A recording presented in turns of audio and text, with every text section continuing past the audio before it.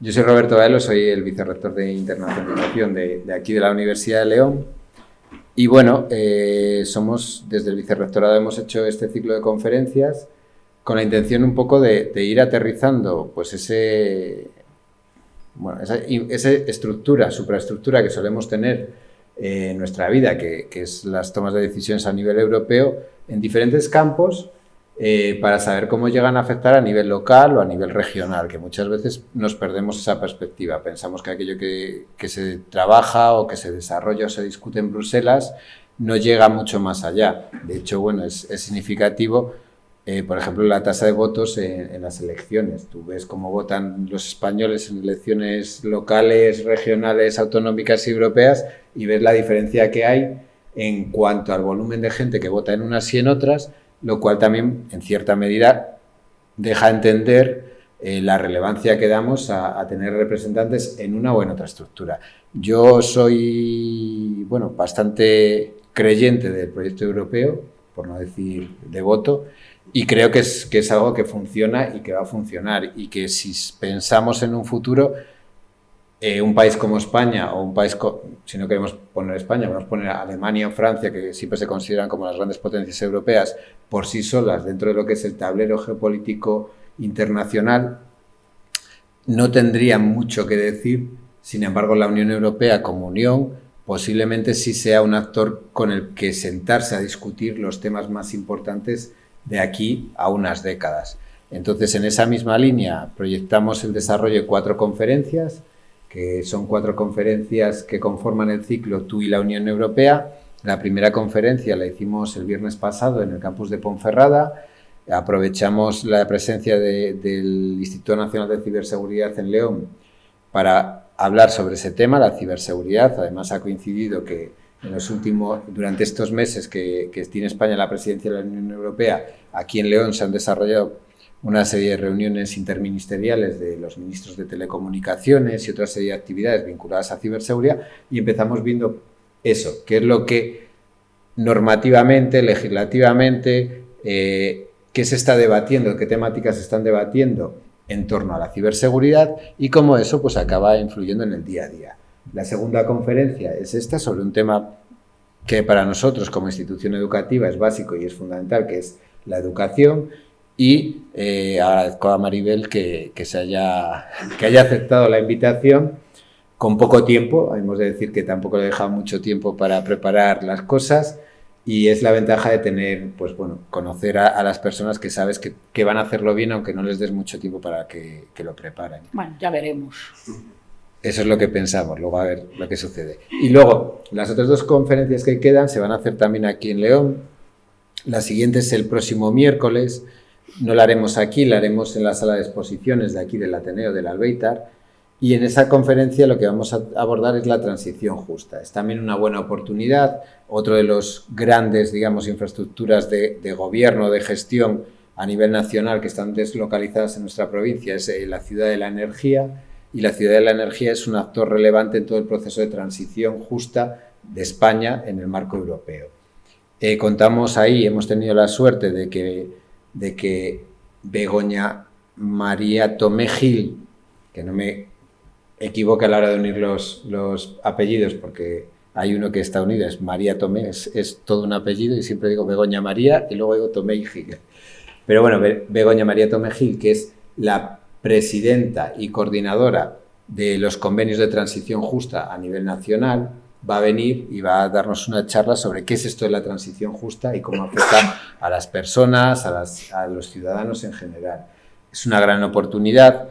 Estamos en la misma provincia, pero sí que es verdad que las actividades que hacen en Ciuden y todo esto vinculado a la transición justa no tiene la repercusión quizás que debería de tener en León, y luego nos llevamos muy frecuentemente las manos a la cabeza pensando que determinadas situaciones de reconversión, cierres, cambios de modelos productivos, pues deberían de haberse dialogado y debatido más en esferas locales, pero bueno, no ha sido así, y en gran medida también es porque no hay mucha participación cívica en estos eventos.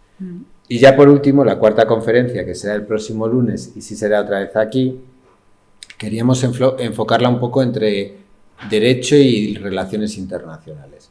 Como decía al principio, yo considero que la Unión Europea tiene que definirse como un actor o como un elemento para el diálogo dentro del marco geopolítico internacional, y ahí es lo que vamos a abordar. Es un poco la acción exterior, las relaciones exteriores que tiene Europa con otros países, con otras, bueno, con las zonas geográficas de vecindad y con los otros grandes actores a nivel geopolítico internacional, como puede ser China, Estados Unidos, etc.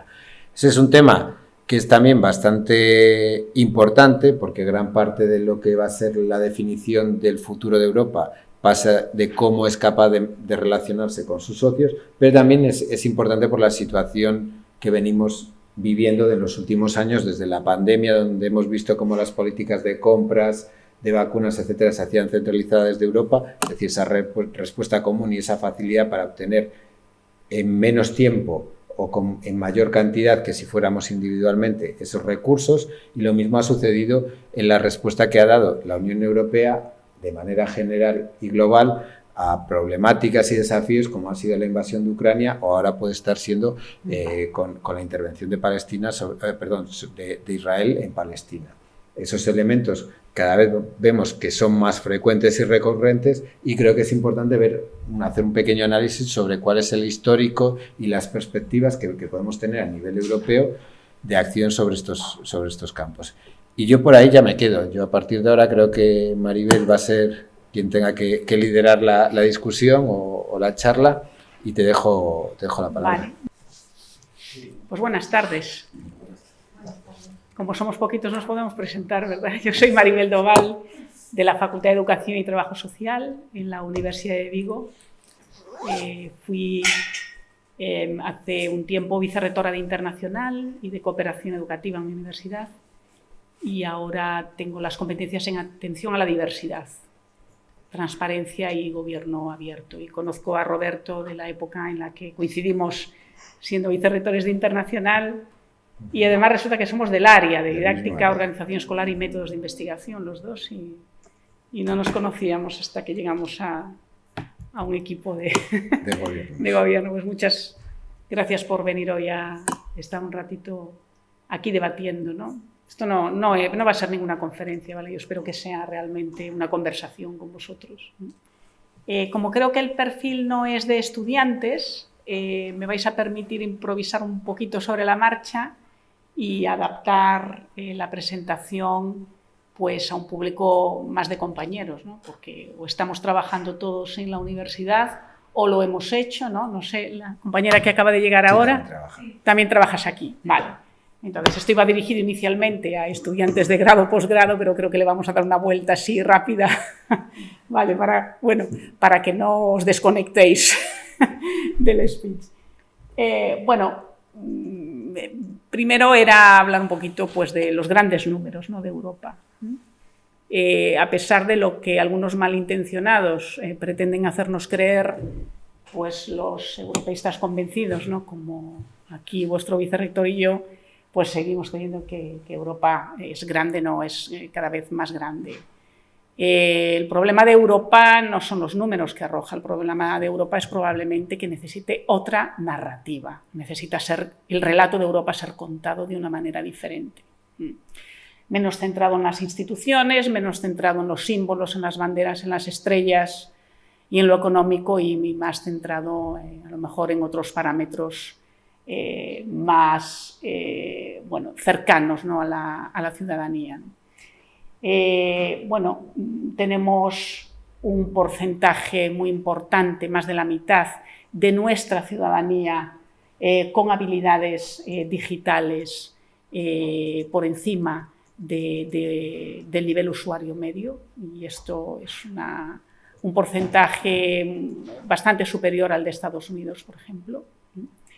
Tenemos una población muy grande, es cierto que es un continente, algunos llaman el viejo continente, ¿verdad? Pero también somos un continente envejecido, y este es el gran reto al que nos enfrentamos ahora mismo, no tanto el económico o el político, sino el demográfico. Esto sí es un problema, pero seguimos siendo un territorio de casi 450 millones, ¿no? de personas. Un área muy grande con una diversidad paisajística, de orografía inmensa, ¿no? desde una zona en el norte de Europa donde podemos vivir casi en el hielo permanente hasta unas maravillosas playas de Levante o de Galicia, ¿no? Es una diversidad muy, muy grande, diversidad cultural, diversidad a nivel de sentido del humor también, que es muy importante. Tenemos un PIB importante, una tasa de fertilidad, bueno, más bien baja, y en franco de crecimiento, y esto es un problema muy grande, y somos una potencia en energías renovables. Ese 19% del total del consumo energético en la Unión Europea viene de renovables. Yo creo que ahora mismo, a día de hoy, ya está bastante superado. Y, por cierto, adivinad qué país es el que se lleva la palma en estas cuestiones de renovables. Somos nosotros. Somos nosotros. Esto no se cuenta. Somos de sacar poco pecho los españoles, ¿verdad? Pero esto es así, lleva siendo así desde hace bastante tiempo. Por cierto, la persona que en el Parlamento Europeo lleva la voz cantante sobre estas cuestiones de renovables es ahora mismo un eurodiputado español. Tenemos un nivel de importaciones y exportaciones también muy importante, así que por separado a lo mejor podemos parecer débiles, quitando los ejemplos que nos puso antes el vicerrector, pero en conjunto la Unión Europea sigue siendo pues una potencia a nivel mundial en muchos aspectos, con ese reto que tenemos demográfico potente y, por supuesto, el reto de poder estar prevenidos o ser más resilientes ante la emergencia climática, que también es otra cuestión, ¿no?, que nos preocupa muchísimo. Esto pretendía un poco recordarle a los estudiantes el papel de la educación en el siglo XXI. A vosotros no hace falta recordaros, ¿verdad? La educación nos abre puertas a nuevas perspectivas, es el gran catalizador del crecimiento personal y el desarrollo de la sociedad, ¿no?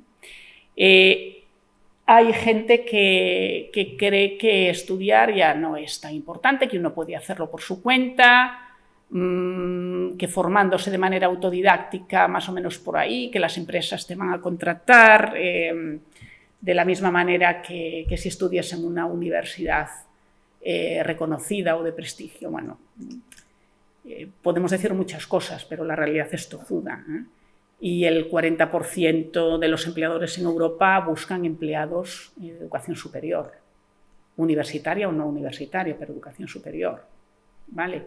Y siguen siendo los puestos más buscados y mejor remunerados, es decir, los puestos profesionales de más calidad, ¿no? Europa sigue demandando profesionales altamente capacitados, ¿no? Otra muestra de la importancia de la educación para la sociedad europea es que más del 83% de los jóvenes entre 20 y 34 años tiene al menos la educación secundaria completa, ¿vale?, frente a lo que ocurre en otros países que son también primeras potencias en muchas otras cosas, como es Estados Unidos, donde el índice de egresados de la secundaria es inferior. Si hablamos de porcentaje de personas que han superado la secundaria, aquí los españoles tenemos que, bueno, decirlo con la boca no muy llena, porque aquí tenemos un fracaso escolar y un abandono escolar en secundaria muy importante y avergonzante. No ocurre lo mismo en otros países europeos, pero en España sí. No, eso viene de antes. Claro, nosotros tenemos que pensar que hace 40 años en este país había el índice de personas analfabetas era importante. Hoy prácticamente no queda nadie en nuestro territorio, ¿vale? Yo soy doctora, soy profesora titular de universidad. Eso es mucho o es nada al mismo tiempo, pero es bastante si tenemos en cuenta que mi abuela María, que era de una aldea de Ourense, con 16 años y un par de zapatos y un queso, emigró a Cuba y no sabía ni leer ni escribir, ¿vale? Y tuvo 3 hijos y alguno de ellos pues, fue a la universidad. En este caso, la suerte cerró mi padre y el salto pues, social fue importante, ¿no? Claro, en Alemania, en Francia, estas tasas de abandono, de desconexión, ¿no?, en la secundaria son muy inferiores, pero también partían de una situación mucho más privilegiada. Para todo hay una explicación y creo que en foros como este es importante recordar lo bien que se está haciendo en nuestro país también en muchas cosas. Si tenemos en cuenta la inversión que se hace en educación, la gran dispersión geográfica que hay y el nivel sociocultural del que provenían nuestras familias una o dos generaciones atrás. Y a ese factor hay que añadirle otros factores de carácter social que han provocado, bajo mi punto de vista, que en los últimos 2 o 3 décadas, 3 o 4 décadas, mucho personal joven no haya visto necesidad en estudiar para obtener unos rendimientos económicos de manera fácil y sencilla, con lo cual todo esto no hay una tradición, no hay una solidez en cuanto a la concepción de que educarte va a generarte mayores posibilidades, sino simplemente que educarse parecía que era un paso para poder adquirir mayores recursos económicos. Cuando ves que hay una vía alternativa y que no lleva ese tiempo de formación, pues muchos jóvenes han optado por esa. O sea, también es otro factor que influye. Y luego hemos visto que, bueno, las burbujas han explotado y el problema se sucede. Necesitamos gente formada y necesitamos gente que esté formada en nuevos ámbitos.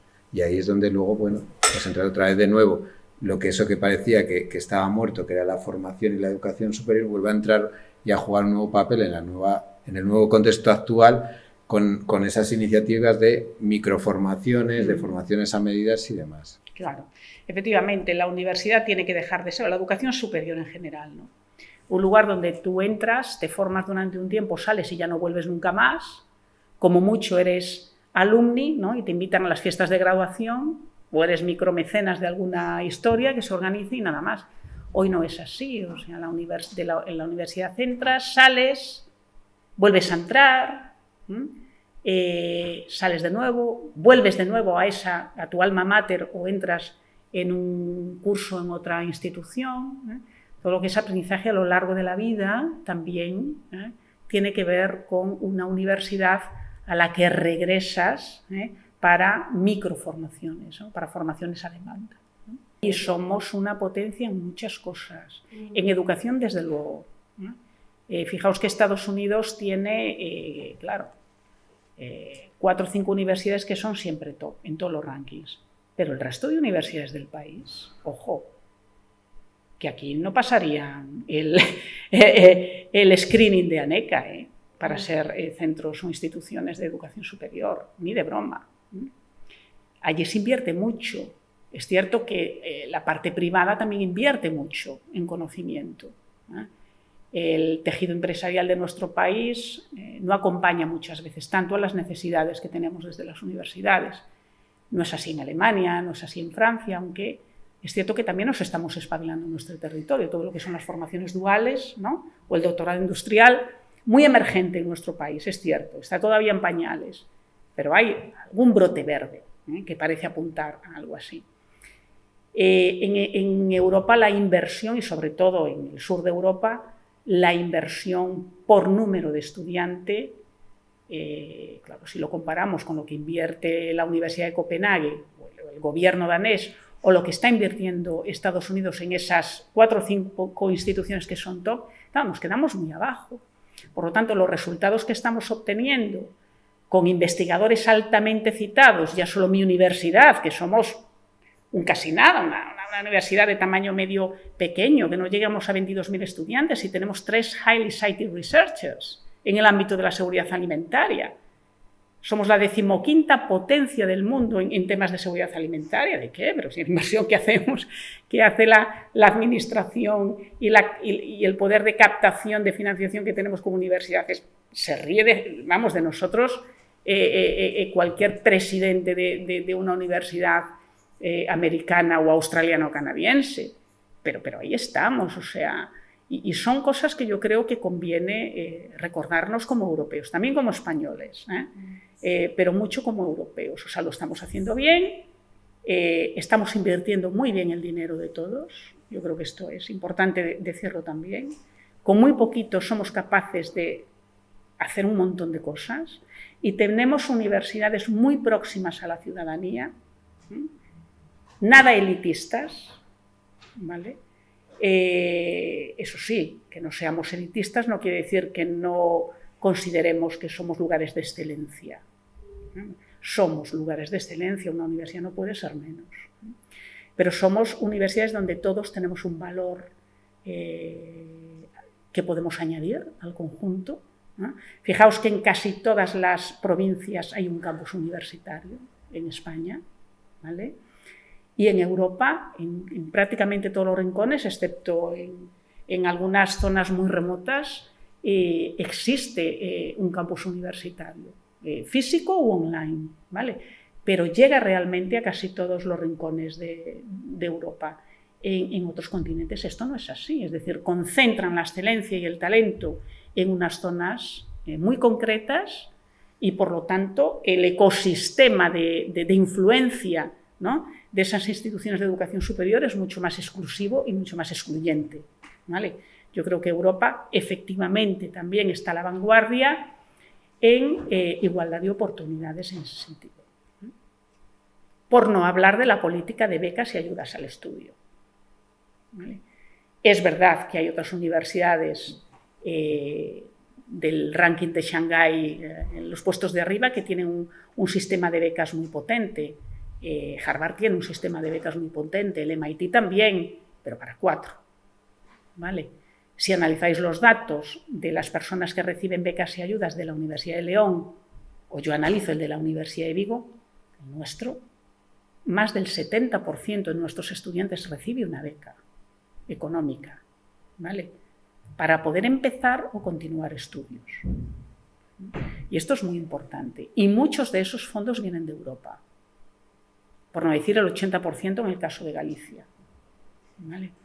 Entonces son cosas que yo creo que tenemos que recordarnos y que tenemos que saber comunicar mejor para que, bueno, sintamos orgullo, ¿no?, de pertenencia, ¿no? En Europa se gradúan cada año académico casi 600.000 estudiantes internacionales que vienen a Europa, vienen a algún campus europeo a continuar o a terminar sus estudios. Y esto lo hacen porque saben que el sistema universitario europeo es un sistema bueno o muy bueno. En algunas áreas somos mucho mejores que en cualquier otro sitio del mundo, en otras no tanto, y en otras estamos perdiendo la carrera, porque hace falta más inversión. ¿Dónde estamos perdiendo la carrera claramente? ¿En qué áreas eso ocurre? ¿Dónde estamos perdiendo la carrera? ¿Cuáles son las universidades que ahora mismo están en el ranking de Shanghái más alto en ingeniería? Son las chinas. Son las chinas. ¿Pero por qué? Porque lo que está invirtiendo el gobierno y las empresas ahí es brutal. Es muy, muy fuerte, muy fuerte. Lo que no son capaces de generar por su cuenta lo están contratando, lo están captando, están reclutando a los mejores investigadores, ¿no?, e investigadoras del resto del mundo. No, para nosotros la macrouniversidad por excelencia en España es la Complutense, ¿no? Claro, en China una universidad como la Complutense es una universidad de tamaño medio muy reducido. O sea, hay universidades en el ranking de Shanghái. Yo no soy una enamorada de los rankings, pero hay que hablar inevitablemente del ranking de Shanghái cuando se habla de educación superior. En el ranking de Shanghái, la mitad de las universidades chinas que aparecen a mí ni me suenan, ¿vale?, pero tienen millones de estudiantes matriculados. Bueno, más cosas que yo quería enseñaros. Bueno, Europa es un mosaico de culturas y tradiciones, ¿no? Diversidad cultural, decíamos, música, literatura, lingüística. El panorama de diversidad lingüística que tenemos es increíble, muy poco aprovechado desde mi punto de vista en los campus, con esta predominancia absoluta del inglés, ¿no? Es cierto que es casi la lengua franca de Europa, o sin el casi, pero yo creo que deberíamos también hacer un esfuerzo a nivel de cada institución en aprovechar nuestra situación privilegiada para permitirle un hueco, un lugar a las lenguas minoritarias de la Unión Europea. Claro, para mí es fácil hablar de esto porque yo vivo en un territorio donde sabéis que el gallego también es una lengua oficial. Es una lengua con la que mi universidad se siente especialmente comprometida, aparece ya así en el plan estratégico, y sin embargo es una lengua que cada vez se habla menos, ¿vale? En todos los ámbitos, también en la universidad. Yo recuerdo cuando entré en la universidad, era impensable que alguien pudiese escribir un correo electrónico en castellano. Lo normal es que lo hiciésemos en gallego, ¿vale? Hoy se escribe de manera casi natural en castellano, casi siempre. Es ya cada vez más difícil encontrarte con gente que hable gallego en su día a día, y yo creo que esto es una pérdida cultural muy importante. El gallego se está perdiendo en las ciudades y las universidades estamos en las ciudades, y yo creo que ahí tenemos un espacio, una responsabilidad que no somos capaces todavía de adquirir en su totalidad. Creo que lo estemos haciendo bien. Estamos perdiendo ahí, y Europa es un crisol lingüístico también, y además está en la propia base fundacional de la Unión Europea, ¿no? ¿Recordáis cuál es uno de los eslóganes de la Unión Europea, ¿no? Que es celebremos la diversidad, ¿no? Y dentro de la diversidad uno de los elementos fundamentales era la diversidad lingüística. Esto Europa es consciente de ello. Por eso cada vez tiende más a recordarnos la importancia de que cuando nosotros vamos a otro país a hacer un programa de movilidad, seamos estudiantes, staff académico o no académico, tratemos también de hacer algún tipo de inmersión lingüística, ¿vale? Tener un conocimiento del inglés o del francés o del alemán o del español es interesante, siempre es bueno, pero es conveniente también recordar eso. Y nosotros, tratamos de hacer alguna cosa, pues, ofreciéndoles clases de gallego gratuita, gallego y cultura gallega, a los estudiantes Erasmus Incoming que vienen, y son cosas que tienen éxito, pero que pues lamentablemente parece que se unen a veces más los que vienen de fuera porque lo consideran un elemento exótico y complementario que los alumnos propios de la Universidad de Vigo, ¿no? Y esto creo que es algo sobre lo que debemos reflexionar claramente, ¿no? Sobre todo estas regiones que tenemos una lengua propia, ¿no? Las experiencias interculturales en la educación europea, fundamentales. ¿Por qué es importante que un alumno se vaya de Erasmus a Turquía, por ejemplo, ¿no? Un alumno de la UVigo se vaya a Turquía de Erasmus y no tanto a Portugal. Portugal es como jugar en casa. Hacer una estancia, una movilidad en Turquía o en Suecia, ¿vale? O en Albania, ¿vale? Hoy sabéis que las K171, es decir, las movilidades fuera de la Unión Europea, nos permiten todo esto. Eso es de una riqueza increíble. Y hoy los empleadores están valorando cada vez más estas cuestiones, ¿vale? Que tú te vayas de Erasmus ya no es un plus en tu currículum, porque hay un gran porcentaje de estudiantes universitarios que también se han ido de Erasmus, ¿vale? Pero si te has ido de Erasmus a Ecuador o a Nicaragua o a Marruecos o a Turquía, ¿no? O a Camboya, ¿vale? Eso denota algo diferente en ti y algo que está cada vez siendo más valorado por las empresas, ¿vale? Primero, una capacidad de emprendimiento superior, ¿no? Intraemprendimiento, pero también es emprendimiento, ¿no? Una capacidad de adaptación importante, curiosidad, ¿no? Por lo diferente, ¿vale? ¿Te gusta asumir retos y riesgos nuevos? Irte a Francia ya no es un reto, ¿vale? Entonces, bueno, cosas que conviene también recordar, ¿no? Como el conocer otras culturas, el sumergirte en esas culturas, hacen que tu vida pues, se enriquezca en el plano de lo personal y también de lo profesional, porque el día de mañana vas a tener que trabajar también con compañeros y compañeras de otras culturas.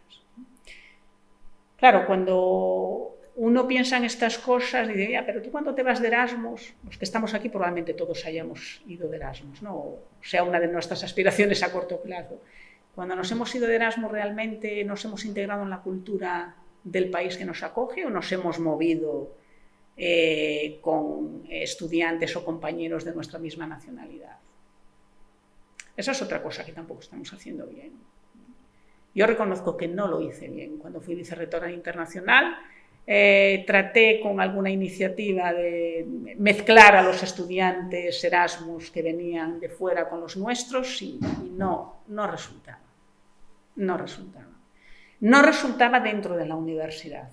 Era mucho más fluido fuera de la universidad, ¿vale? En las discotecas, en las excursiones que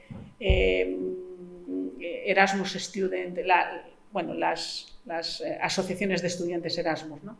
Tienen en las universidades, lo que organizaban ellas sí, pero lo que organizaba yo desde el staff del equipo de gobierno no daba resultado. Y cuando trataba de involucrarlos en actividades conjuntas dentro del aula, ¿vale?, o voluntariado universitario, o fiestas en el campus, los italianos estaban con los italianos, los franceses con los franceses, los marroquíes con los marroquíes, era difícil, o a lo mejor estaban entre ellos juntos, pero no se relacionaban con los alumnos locales de la UVigo.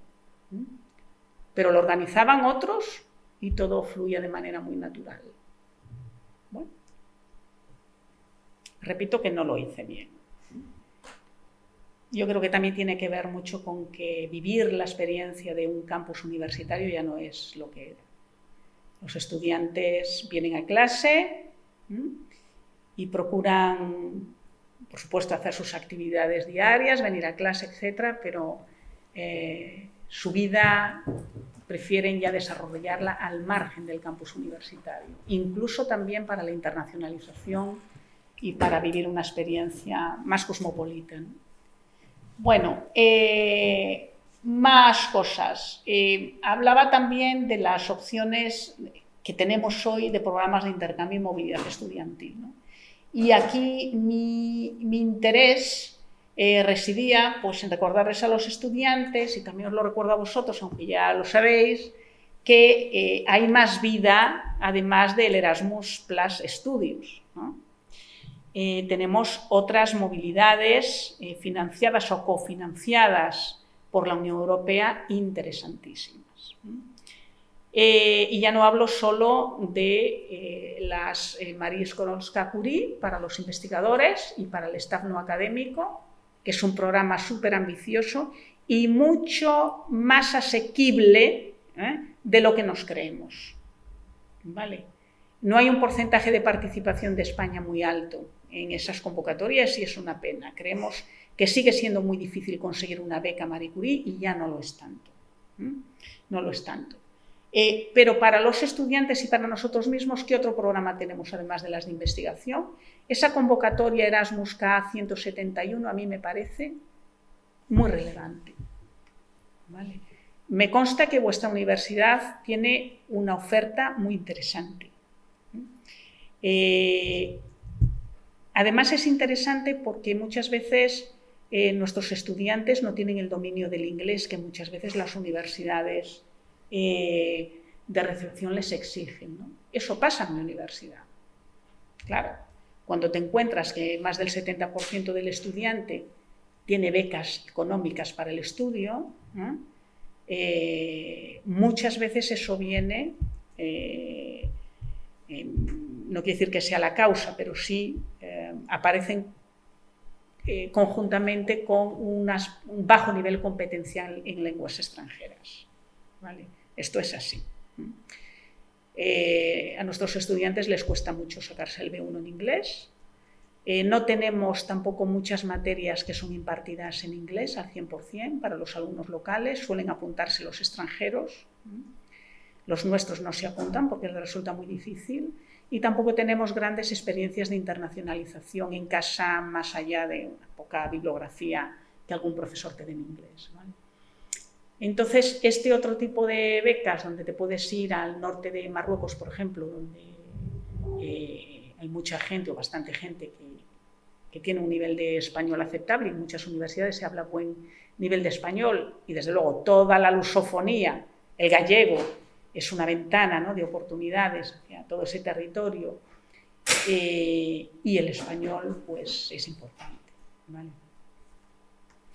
Pero para nosotros, los que estamos aquí, que muy probablemente tengamos un nivel de inglés aceptable para sobrevivir, ¿eh?, fuera de España, claro, estas movilidades K171 son magníficas. O sea, nosotros tenemos investigadores ahora mismo en Estados Unidos, en Sudáfrica, los tenemos donde tenemos ahora mismo más, bueno, en toda Latinoamérica, en Australia tenemos también. El truco aquí consiste en pedir 100 para que te den 10. Pero somos en general muy buenos las universidades españolas en captación de este tipo de fondos también. Las K171 recuerdo que son para hacer movilidades fuera de la Unión Europea. Y podemos hacer movilidades los estudiantes de grado, máster y doctorado, pero también el personal académico y el no académico, y el personal técnico investigador también.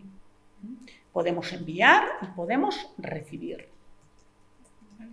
Y son una oportunidad maravillosa para empezar a trabajar en nuevos programas, en Erasmus Mundus, en un Capacity Building, etcétera, etcétera, o en grandes proyectos de investigación.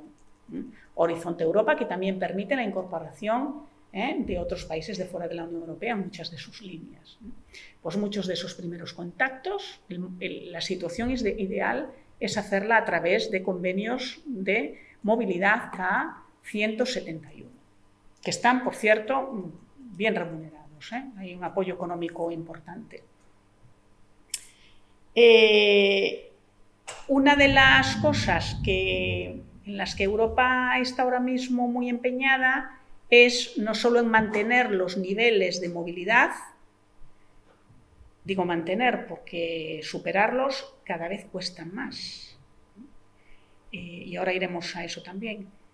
Además de mantener los niveles de movilidad entrante y saliente, está sobre todo muy empeñada en igualar las oportunidades. Yo pude ir de Erasmus porque mi familia me podía apoyar económicamente. Porque, claro, yo fui de Erasmus en el año 95 y la beca Erasmus no llegaba por aquel entonces. Pero es que hoy es proporcionalmente bastante menos, porque los precios de la vivienda sabéis que están locos en la mayor parte de Europa, ¿vale? Por eso, Europa yo creo que es bastante consciente de que en estos momentos incrementar el nivel de movilidad es difícil, pero al menos es importante mantenerlo. En mi universidad, después de la COVID, nos costó mucho volver al volumen inicial. Estamos casi a punto de recuperarlo con muchos esfuerzos, pero tenemos muchos alumnos que no pueden viajar, ¿vale? Y también tenemos muchos alumnos, esto me preocupa más, que no quieren viajar, ¿vale? Yo no sé si eso os está pasando a vosotros, pero tenemos alumnos que dicen, yo prefiero hacer una SICUE. ¿Sabéis qué es una SICUE? Es una movilidad dentro de España, dentro de una de las universidades que forman parte de la Asociación de Rectores y Rectoras de España, de CRUE, ¿vale? Son Erasmus nacionales, digamos. Cada vez tenemos más estudiantes que prefieren irse de SICUE antes que irse de Erasmus, ¿vale? En una evaluación así muy preliminar y para nada científica, algunas de las cosas que yo he identificado es, uno, el tema económico. Dos, hay universidades de fuera de España que todavía no se han recuperado y no han recuperado la normalidad de sus clases después de la COVID. Yo creo que esto también es una cosa que tenemos que recordarnos, ¿no? En España hubo una inversión muy fuerte y todas las universidades durante el confinamiento nos pusimos las pilas y actualizamos todas las herramientas de virtualización de la enseñanza, nos pusimos a un nivel increíble, ¿vale? El nivel es, bueno, no es buenísimo, ¿vale? Buenísimo. Las clases no dejaron de darse, nunca, en las universidades de España, nunca, las públicas al menos, no dejaron de impartirse las clases, y en algún país de fuera de España todavía alguna universidad está teniendo dificultades, ¿vale? Y muchas clases para los alumnos extranjeros son online. Entonces, nosotros hemos tenido estudiantes que después de la pandemia se fueron de Erasmus y quisieron volver a la UVigo porque no encontraban que la formación que se les estaba dando era de la calidad que ellos esperaban. Entonces prefieren moverse en territorio español. Pero también hay un factor que tiene que ver con la ética medioambiental. Y hay estudiantes que dicen que ellos, para vivir una experiencia de internacionalización y aprender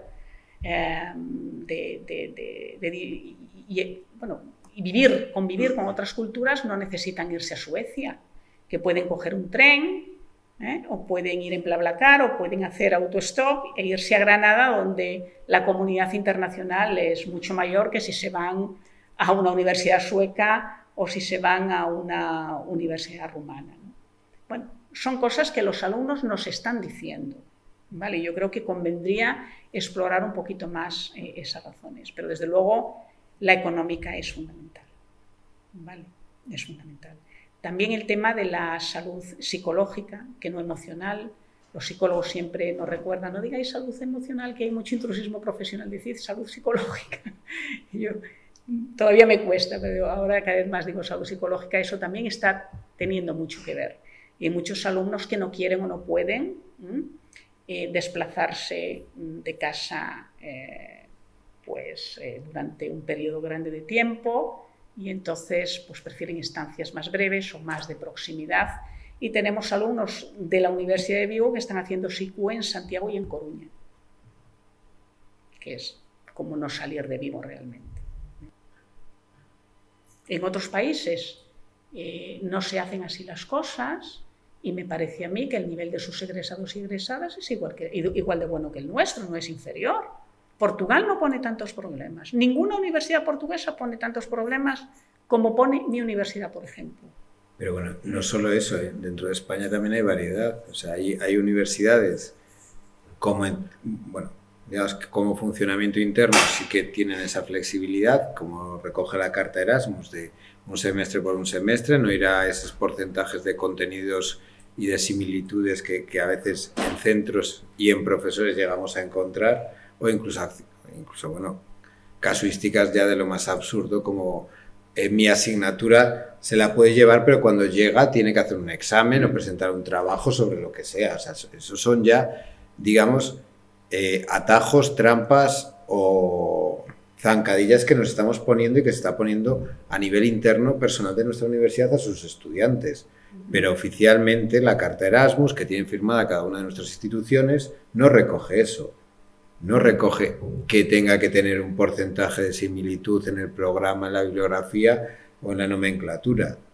Y creo que ahí falta un poco ese compromiso o esa relajación. Así como no somos mucho de sacar pecho hacia afuera sobre lo que hacemos bien, sí que somos mucho de sacar pecho hacia adentro a decirle a los demás lo que no tienen que hacer. Es decir, mi asignatura la tienes que hacer aquí porque nadie la va a dar mejor que yo.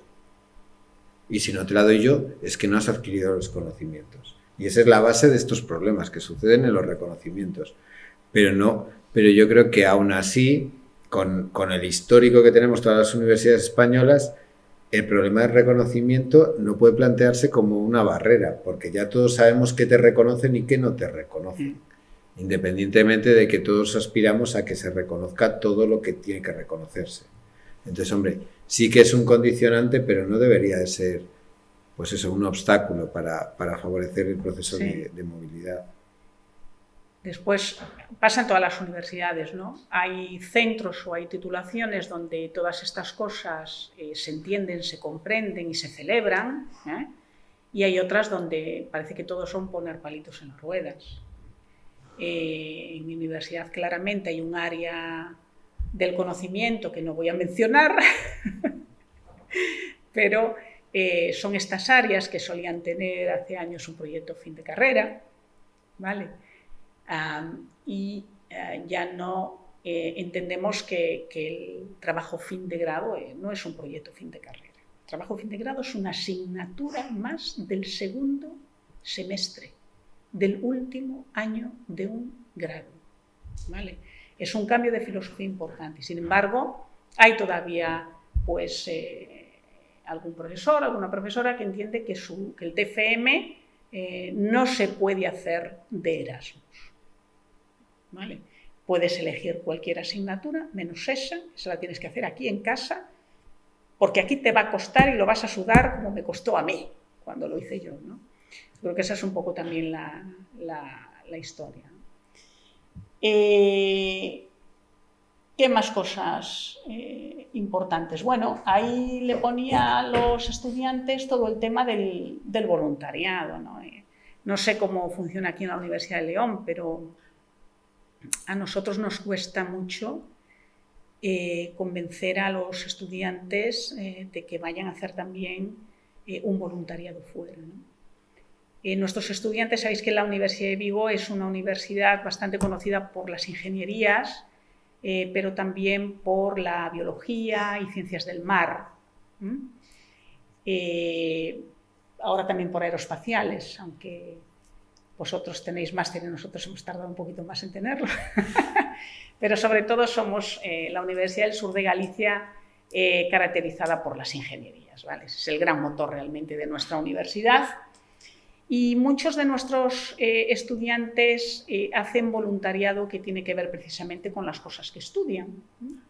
Y es un voluntariado muy del tipo cuidado de los animales, cuidado de los océanos, el reciclaje, cuestiones que tienen que ver, pues, a lo mejor con el clima, etc. Y son cosas, pues digamos que hay una estructura bastante asentada en Galicia para desarrollarte a nivel personal, ¿no? Como voluntario en estas cuestiones. Entonces, como que no sienten la necesidad de irse fuera para todo esto. Lo sé porque el voluntariado también depende de mí y me frustro mucho cada vez que veo los números globales del voluntariado, ¿no? Y tenemos muchos estudiantes que son voluntarios y voluntarias, pero lo hacen fuera de la universidad, ya no necesitan de los programas que organizamos desde dentro de la universidad. Y esta opción de voluntariado europeo me cuesta muchísimo, ¿vale? Conseguir adeptos. Los que están aquí metidos ya son los europeístas convencidos, ¿vale? Los que además, pues, son los líderes de la Asociación de Estudiantes Erasmus o han participado en Erasmus K171, ¿vale?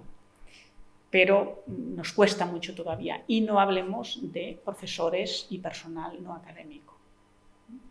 Desde que soy vicerrectora, con competencias en voluntariado, empecé a finales del 2018, no hay ningún profesor, ni tampoco ningún PAS que haya utilizado este servicio de voluntariado europeo. Cuando la Unión Europea paga los gastos de viaje, de alojamiento, de seguros y además un dinerito para gastos diarios, y puedes, pues, estar involucrada en un montón de proyectos humanitarios en todo el mundo, ¿vale? Y esto les insisto mucho a los alumnos, que además de un enriquecimiento personal increíble, ¿vale? Y de una madurez rapidísima, ¿no?, que adquieres, esto sí marca la diferencia en un currículum vitae, ¿vale? Y que los empleadores cada vez se fijan más en estas cuestiones. Y sin embargo, yo no sé, Roberto, en tu universidad, en la mía, yo no he sido capaz todavía de despertar interés sobre esta cuestión, ¿vale? Y cuando hablas con los empleadores, te lo dicen, esto sí. Ante dos currículos iguales, la nota ya no la ven, los empleadores ya no se fijan en el expediente académico, ¿eh? Se fijan en estas cositas que implican un plus de calidad, ¿vale? Y en que esa persona referente, estás delante de un individuo que realmente es alguien diferente. Os cuenta que los empleadores reciben cientos de currículos cada semana, ¿vale? Y hablamos con alumnos que sí han sido usuarios de este tipo de servicio, que han participado en nuestros programas y ves dónde están colocados, ¿vale?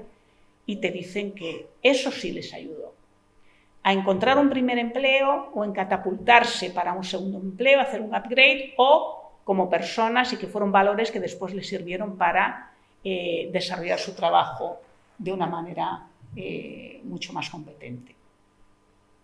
Bueno, lo que sí estamos consiguiendo en mi universidad es que tengamos más estudiantes que van a hacer un semestre o un año completo de prácticas, ¿vale? Que utilizan las movilidades Erasmus para hacer las prácticas curriculares, ¿vale? U obligatorias, ¿sí? Y tenemos, pues en mi facultad, que es la Facultad de Educación, tenemos en estos momentos bastantes estudiantes que están haciendo las prácticas en colegios europeos. En muchos de estos colegios tienen una rama de español, y entonces son alumnos muy bienvenidos, pero también tenemos estudiantes, bueno, pues que tienen algo especial, y que a lo mejor hacen 6 meses de prácticas aquí en Galicia, en una escuela rural, remota, ¿vale?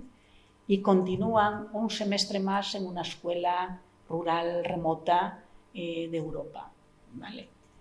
Claro, lo que aprenden, las experiencias vitales que traen estos estudiantes de hacer prácticas, de aprender y de hacer inmersiones, ¿no?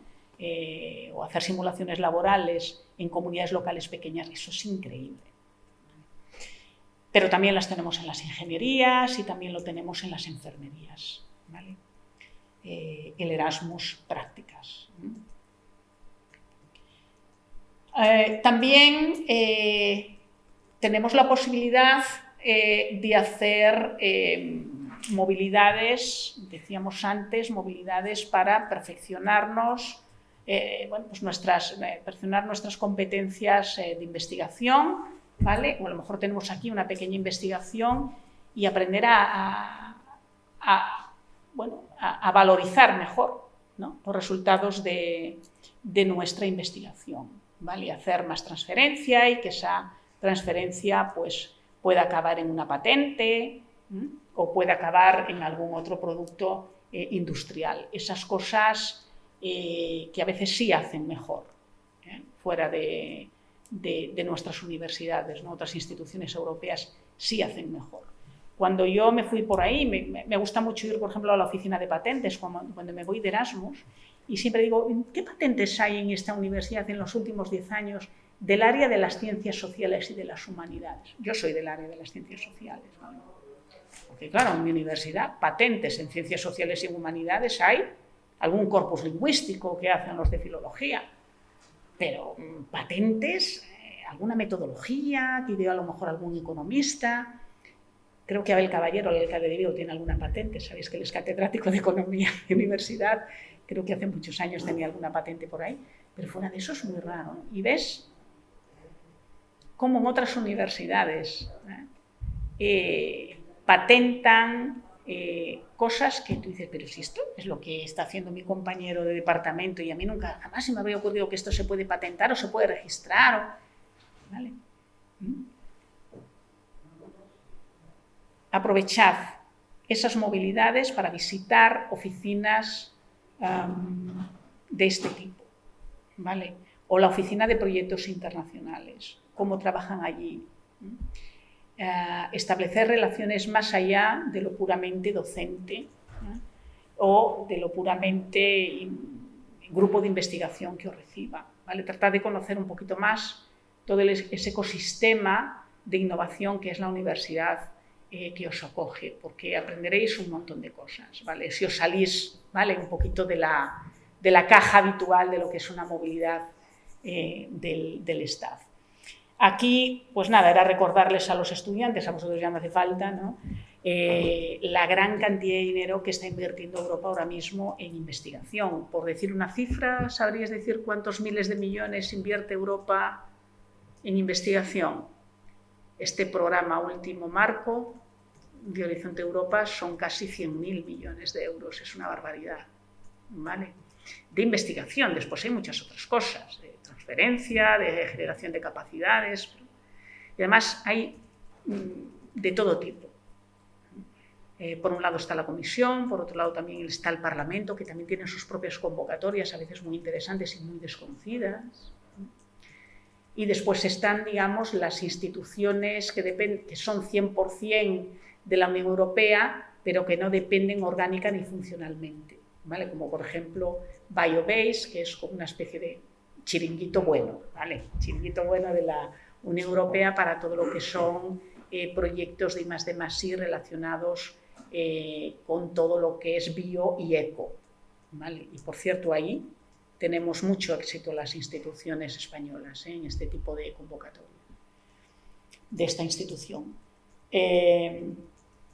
Hay una cosa que en Europa están haciendo mejor que en España, y lo pongo ahí en último lugar: el incluir al estudiante como miembro del grupo de investigación.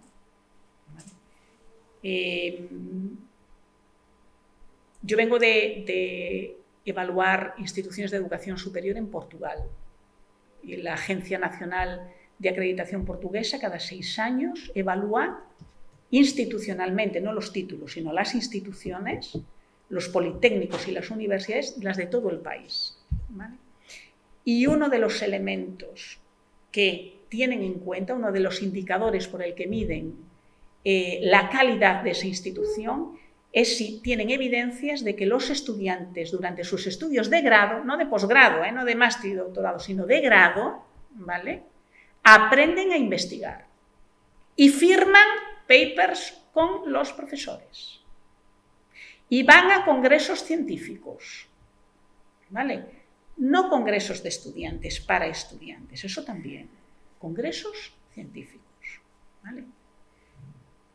Hasta ahora en las universidades de España, y Portugal está ahí al lado, pero en las universidades de España el inicio en la investigación, ¿en qué momento es? ¿Recordáis?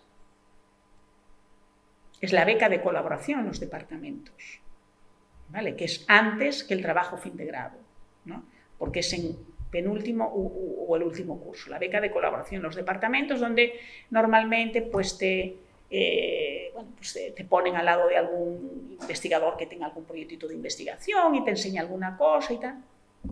No estamos hablando de eso, estamos hablando de que desde primero el alumno tiene una asignatura que se llama investigación o iniciación a la investigación o el método científico, ¿vale?, y que además en algunas asignaturas desarrolla un proyecto de investigación con los profesores, ¿vale? En España seguimos pensando que el alumno se inicia con la beca de colaboración, pero que además no alcanzamos la suficiencia investigadora, ¿vale?, hasta que no hacemos el doctorado, ¿vale? La Europa que va a otra velocidad y habla del alumno como investigador, el alumno de grado. Y por eso también es importante que animemos a nuestros estudiantes a hacer estancias de movilidad para desarrollar proyectos de investigación. Y para eso, si estamos participando en algún proyecto de investigación, son muy interesantes las K171, ¿vale? Muy interesantes, porque ahí podemos mandar alumnos de grado a hacer investigación a otros países. Bueno, desafíos. ¿Por qué los estudiantes, cuáles son las barreras que los estudiantes encuentran para irse fuera? La barrera económica fundamental, decíamos, esa vergüenza torera que tenemos, uy, yo el inglés no lo sé, uy, yo el francés no me aguanto, yo no veo que los franceses o los alemanes cuando vienen aquí sepan tan buen español, ¿de acuerdo? Pero seguimos todavía teniendo esa resistencia grande. También es cierto que a veces desde las instituciones no ayudamos, ¿vale? Seguimos exigiendo a nuestros alumnos un nivel de idioma demasiado grande para poder salir.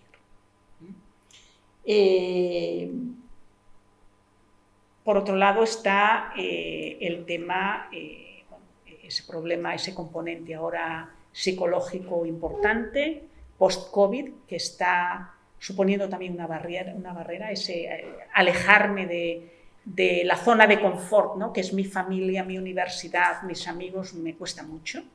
Nosotros hemos tenido casos de alumnos que se han ido y hemos tenido que volver a a reingresar en la universidad porque no eran capaces de afrontar con normalidad esa primera situación de estrés, de nerviosismo, de desadaptación, ¿no? Porque todos hemos pasado, ¿no? Pero no eran capaces de adaptarse con total normalidad y hemos tenido que repatriarlos, ¿vale? Y nosotros tenemos en la Universidad de Vigo apoyo psicopedagógico ahora mismo con varios estudiantes Erasmus, ¿vale? Que no son capaces de adaptarse, que echan mucho de menos pues su universidad, su familia, etcétera, y que están pensando en volver. Claro, cuando un alumno nuestro se vuelve, es un fracaso del sistema. Cuando un alumno de fuera que está con nosotros quiere volverse, también es un fracaso, ¿vale? Estamos tratando de apoyarlos, etcétera. En lo económico, muchas veces, la beca Erasmus claramente no es suficiente. Hay muchos desequilibrios. Hay estudiantes que tienen en mi universidad más beca Erasmus que otros. Y esto lo digo así de claro. Nosotros tenemos 3 campus que están en 2 provincias diferentes. Hay una diputación, no voy a decir cuál, si es la de Pontevedra o de Ourense, que da un apoyo económico a los estudiantes Erasmus que viven en su provincia, ¿vale? Los estudiantes cuyo domicilio familiar o de residencia durante el año es en la otra provincia no tienen ese plus, ¿de acuerdo? Hay estudiantes, además, que tienen un plus de su ayuntamiento. Hay ayuntamientos pequeñitos que, bueno, pues los alcaldes o las alcaldesas están muy interesados en enviar a sus vecinos fuera y también recibir alumnos fuera y tienen un programa específico de apoyo económico para esto, ¿vale?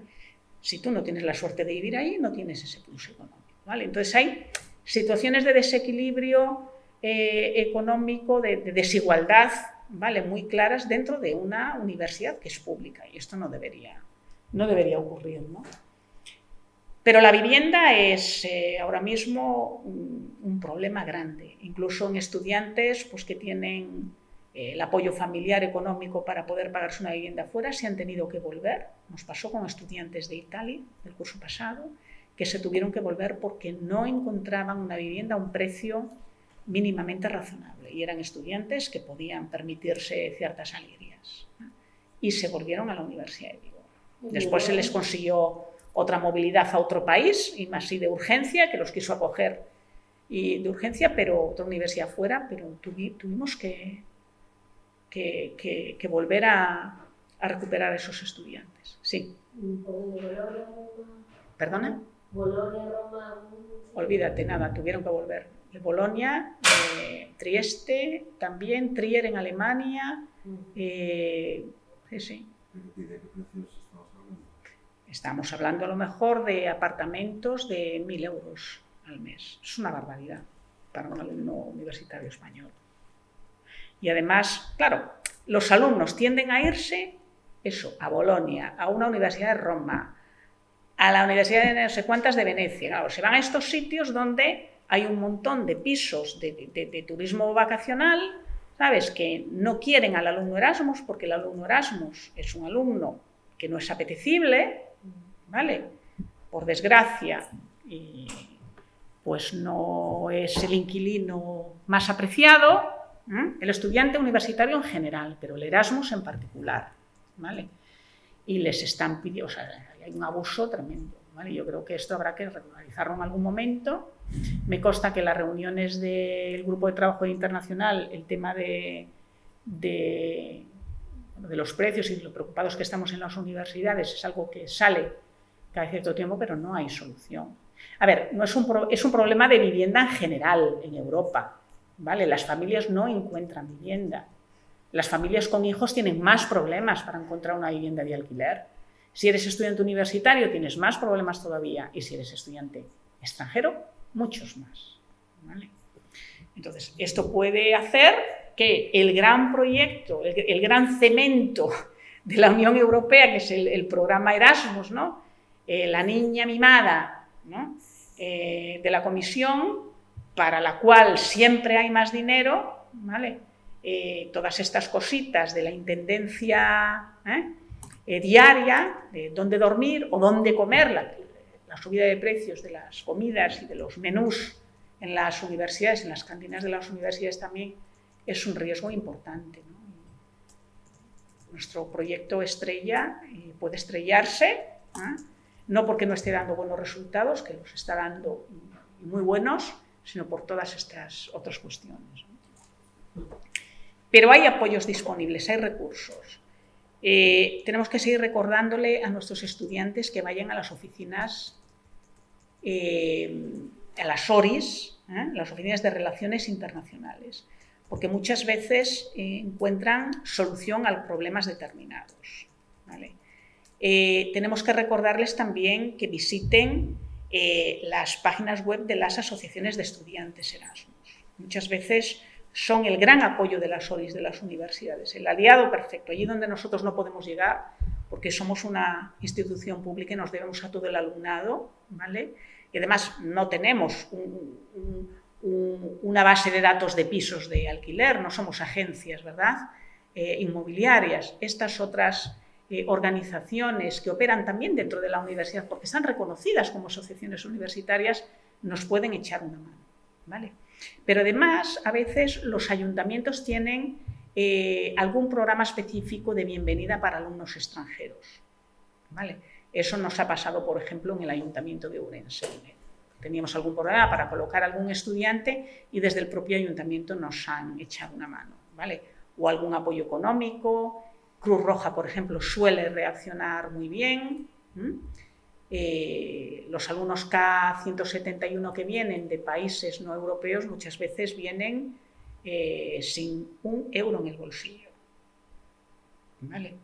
Y hasta que tú les puedes activar una ayuda económica, la ayuda Erasmus, a lo mejor pasa una semana o algo más, ¿vale? Y vienen sin ningún tipo de apoyo de su universidad de origen. Y por procedimientos, por cómo está el procedimiento administrativo en una universidad pública, es muy difícil que nosotros podamos ayudarle al alumno sin que haya llegado físicamente aquí. Yo tengo el dinero, como Universidad de Vigo, tengo el dinero para apoyar a ese alumno que viene de Egipto, ¿vale? Pero solo se lo puedo dar cuando ya ha llegado físicamente a la universidad, lo he visto, ¿vale? Y me ha firmado un papelito, no le puedo activar la beca en su país, para que pueda venir con algo de dinero en el bolsillo. Eso no lo puedo hacer, ¿vale? Bueno, o no debo hacerlo, no puedo hacerlo. Entonces, muchas veces, claro, llegan aquí y tenemos que activar una solución de emergencia. ¿Qué pasa? Pues el crowdfunding de la ORI, ¿no? De las Oficinas de Relaciones Internacionales, que es que los técnicos de la ORI se meten las manos en los bolsillos y juntan unos cuartos para ayudar a ese alumno, cosa que no debería suceder. Somos universidades perfectamente solventes y que con todos los mecanismos necesarios para poder activarlos, ¿no? En un momento de emergencia total. Entonces, ahora cada vez más las universidades están generando un fondo solidario participado por empresas privadas, fondos que manejan directamente las oficinas del rector para poder activar una solución casi humanitaria, ¿no? De apoyo económico casi de emergencia para este tipo de casos. Maribel, ¿cuánto nos queda? Nada, ya termino. ¿Qué más cosas interesantes? Bueno, aquí quería recordar a los compañeros también la importancia de ir pensando ya en esa oferta de títulos con las empresas, ¿vale? Los grados industriales, los másteres industriales, los doctorados industriales y todo el tema de las microcredenciales. Un tema que yo creo que nos va a dar muchas alegrías a las universidades. Ahora mismo, además, hay un montón de fondos europeos para microcredenciales. Pues el problema va a ser cómo los encajamos internamente y cómo les damos salida. Porque creo sinceramente que el Ministerio de Universidades se metió tarde en estas cuestiones y dio el pistoletazo de salida a las universidades muy tarde. Pero hay cantidad de fondos para esto. Solo en mi comunidad autónoma hay 450 millones de euros para microcredenciales en Galicia, ¿vale? Suelo terminar mis intervenciones dirigidas al alumnado con una diapositiva parecida a esta, que también yo creo que es bueno que lo recordemos nosotros, ¿no? Es bueno que participemos de las decisiones que tienen que ver con cosas muy nuestras, ¿no? No podemos dejar que otros tomen las decisiones por nosotros, es importante recuperar esa idea de asociacionismo universitario. Cuando yo llegué a la Universidad de Vigo en el 1998 había 35 asociaciones de estudiantes, una de ellas fue tan potente en su momento que puso rector. Había delegaciones de estudiantes muy potentes que te organizaban unos follones maravillosos. Hoy tenemos centros, entre ellos mi facultad, que no tienen delegación de estudiantes y solo tenemos activas 8 asociaciones de estudiantes. Ninguna europeísta, de signo europeísta, a pesar de mis esfuerzos y de los esfuerzos de la actual vicerrectora de Internacional. Es muy importante recuperar esa idea. Y si no queremos montar una asociación europeísta en nuestra universidad, recordémosle a los estudiantes que tenemos una Europe Direct y tenemos también la representación permanente entre la Unión Europea, del Gobierno de España, pero que sobre todo tenemos un maravilloso portal europeo de la juventud, donde están ahí todos los recursos, tan desconocidos, pero que dan respuesta a muchas de las inquietudes que ahora mismo tienen nuestros estudiantes, ¿vale? Así que Europa es muy grande, pero Europa también lo somos todos y cada uno de nosotros. Es nuestro deber participar y colaborar en el mantenimiento y en un mejor desarrollo de este gran proyecto europeo. No es verdad lo que están diciendo algunos de que Europa, el proyecto está en franca decadencia, que se está haciendo, no es verdad. Les interesa mucho a algunos, pero yo creo que está más fuerte que nunca porque es más necesario que nunca. Así que bueno, os invito a participar de él y que utilicéis todos los programas de movilidad que haya a vuestro alcance, porque siempre va a haber alguno que os interese seguro. Lo que pasa es que tendemos a pensar únicamente en el Erasmus Studio y hay una panoplia de posibilidades mucho mayor que eso. Vale, nada más. Creo que sabía de tu vena europeísta de antemano, pero la has reforzado en el discurso. Y creo que, bueno, has hecho un análisis bastante claro de lo que han sido diferentes oportunidades, desafíos y también posibles alternativas, que a veces es lo más interesante, no solo hacer el diagnóstico, sino también pues, establecer vías para poder sortear las dificultades que se puedan llegar a tener como estudiante, como gestor, como docente, investigador y personal de administración y servicios en general que pueda estar trabajando en una universidad. Nada más, yo os agradezco a todos el esfuerzo que habéis realizado por estar aquí, a ti en especial por el viaje, el desplazamiento y la participación. Y si no tenéis ninguna pregunta más, pues podemos dar por cerrada la conferencia y os invitamos a participar en la del próximo miércoles.